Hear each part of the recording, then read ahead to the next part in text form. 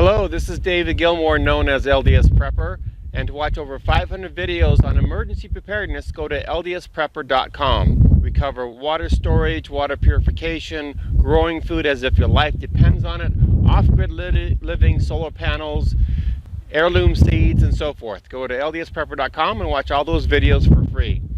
Today we're going to talk about how to run a solar panel system when there's no sunlight and no solar power coming from the panels. Every serious full-time off-grid home that I know has a backup generator. Now this particular one is not anything special. What I actually did is, after a hurricane came through Texas, I went over to Home Depot and bought this at half price. So it's just an off-the-shelf generator that I bought 15 years ago, actually. And I'll have recommended generators that I would buy now down below. So I took this regular generator. It's a 5,000 watt generator, and there are a couple things I was looking for. Primarily I was looking for a 240 volt connection, and then it has these separate 120s, which is fine, and then it has separate fuses for the 120 and the 240. So that was important to me. I didn't want to get a generator that was too hard to pull. Now, in my experience, if you have a generator that has a battery start, electric start, which is totally awesome, it's going to probably be around 7,000 watts. And I want you to try to start that without the electric pole. And the reason why I mention that is because when you're using this generator, it's an emergency, and you need to get that power flowing. I have not been able to successfully start pull a 7,000 watt generator because there's so much compression. So if you do have a electric start generator, go out there and disconnect the battery and see if you can pull start it. But anyway, so that's the reason why I got a 5,000 watt, because it was the largest one that I could get without an electric start.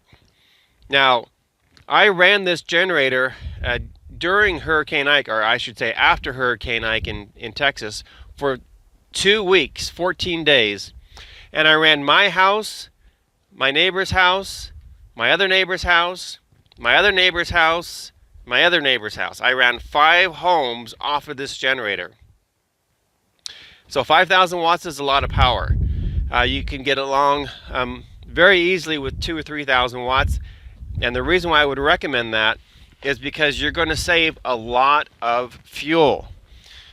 It's just like if you have a big V12 engine and it's sitting there idling next to a 4-piston engine, the V12 is going to run out of gas if you have the same amount of gas in both engines 3 times faster or so than the 4-piston engine. It's simply because it just takes more power to run. So running all those 5 houses on limited appliances, we were able to do that on this 5,000 watt generator. Now, I've done something kind of unique that you may or may not need or want to do. This generator was so cheap that it made sense for me to buy the generator at half price. It was like a couple $100, $250, and then buy this conversion kit. Now this conversion kit, and I'll have a link down below to it, will fit on any generator. You have to get the right conversion kit, so I'll have a link down to where you can get them, and then you just need to make sure you either call the company or make sure you know which generator you have. But this conversion kit right here allows me to hook this up to natural gas, which is what I did in Texas, or propane, which is I'm doing here in Idaho. It was a very straightforward install. Basically all I did was remove the air filter, put in a ring, put the air filter back on, attach the hoses, and that was pretty much it. I do highly recommend, if you do have solar, that you do have some kind of backup power source. In this case, it's a tri-fuel generator, because it runs on gasoline, runs on propane, and it runs on natural gas. Another thing I would highly recommend is that you run this at least every 6 months, probably every 3 months would be better. And let me show you how I do that. Okay, so there are certain things that I keep with my generator at all times, because when you need that generator, it's an emergency and you don't want to be go hunting around looking for things. I've got a pair of pliers here. The pliers are in case I need to adjust my air fuel mixture right here. It's one pair of pliers. It'd be better if I had a crescent wrench or the right size wrench here. But anyway, I just keep this here and I can adjust my air intake. I keep a can of starting fluid available just in case it's having a hard time starting. Right now it's in the middle of winter, plenty below freezing, so you may never know when you need to have this, and you want to have it when you need it. I also keep a screwdriver over here because if I need to use that starting fluid, I have to remove the screws on the side of my air filters.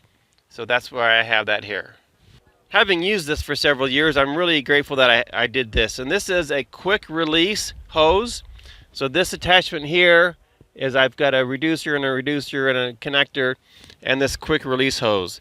That way I can connect it quickly to the generator.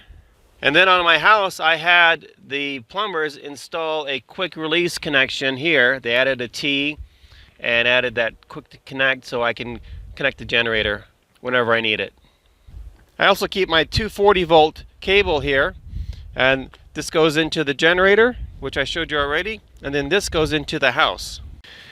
I also had electricians install this connection here, and this goes down to my solar panel inverter, and once I plug that cable in, I then can run the generator. So on a day like today, when I can't create any solar power, and say for example the battery bank was low, I could plug in my generator and be charging up my battery bank and running the property at the same time. As far as the cable goes, you always plug in the male connection first because those stick out and they could get shocked. So plug that into the generator and then plug this into the house. My generator starts just fine on propane or natural gas, but I like to warm it up, start it up on high octane ethanol free gas.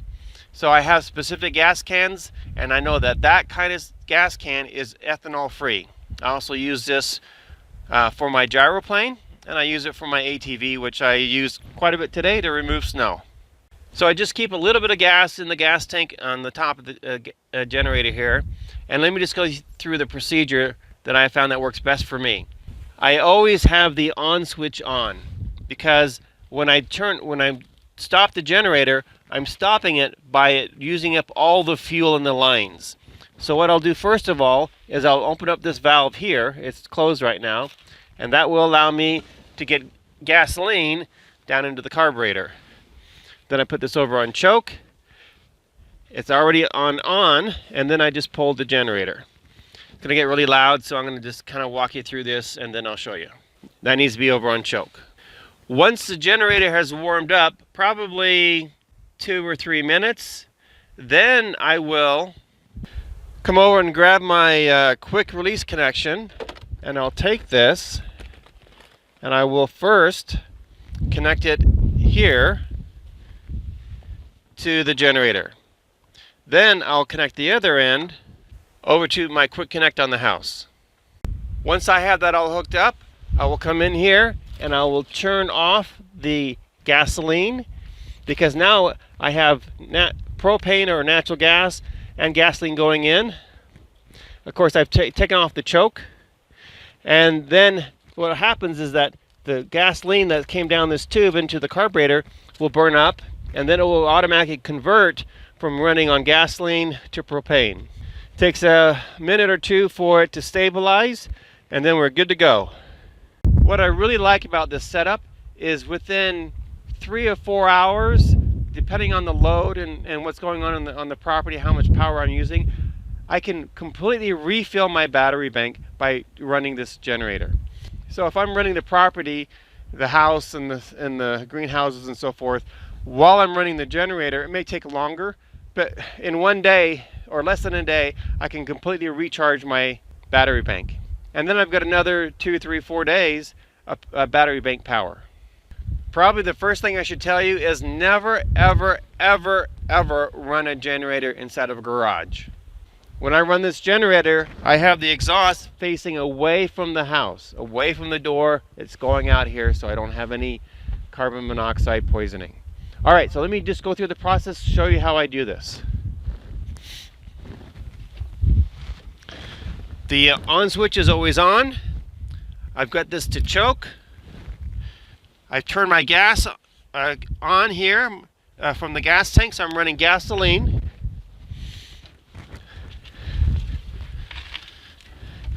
Usually takes 1 or 2 pulls and it starts up. Let's see.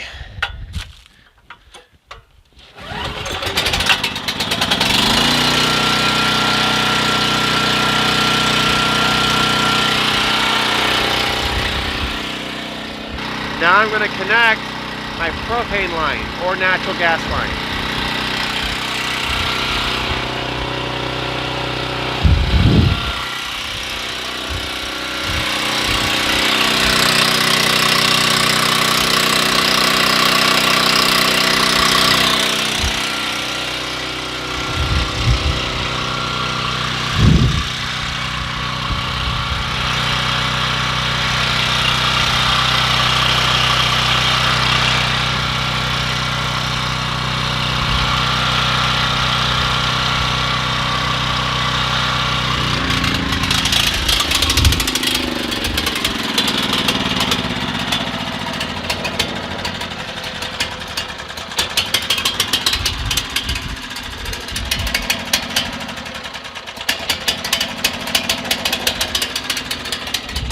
Okay, so you can tell as soon as I hooked up the propane, now it's kind of going between gas and propane. I've adjusted the choke so it's on center, and now you can kind of hear it coming up.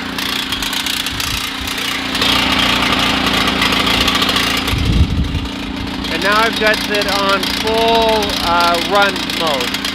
So now the gasoline is completely off and I'm running on propane.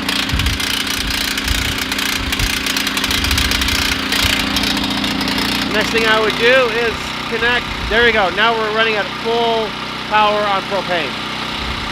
The next thing is to connect the electrical power from the generator to the house.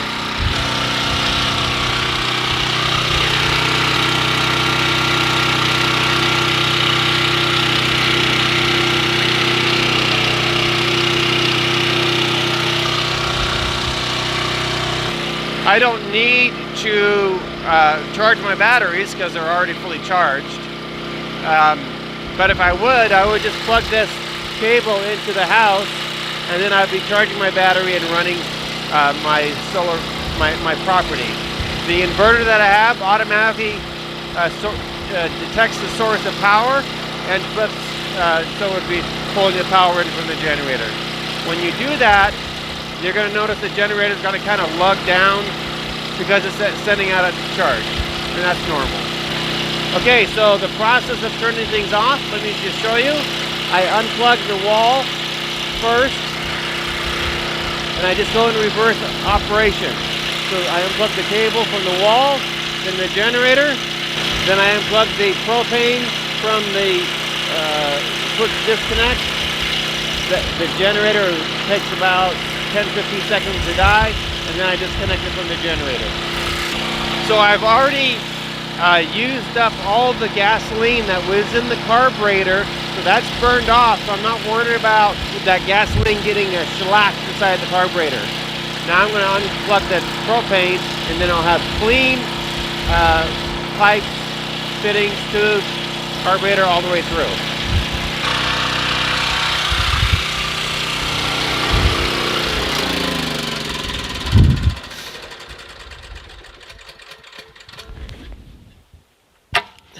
There you go.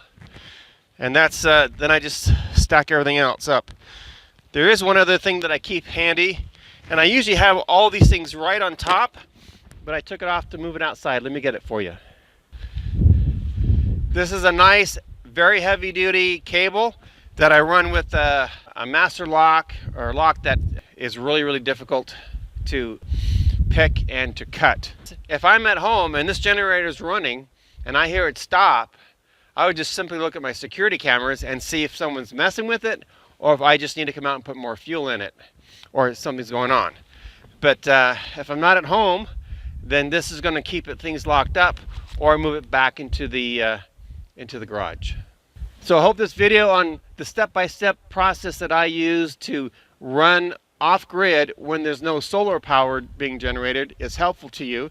And also that you understand that if you really are going to be off-grid, you need to have plan A and plan B and plan C probably. For your power, your water, your heat, whatever, you need to have multiple plans. Remember, there are links down below that I will send you to where you can get the conversion kit and other generators that are already converted to run on propane, natural gas, and gasoline. So you don't need to add a conversion kit. I would recommend you get a quick disconnect hose. I'll have a link down to that. And I also recommend that you get an electrician to do the wiring to add this connection to your house so you can just plug the power directly into your house. Or even if you don't have solar and a battery bank, to put in a transfer switch so you can safely connect up your external fuel power generator to run your home.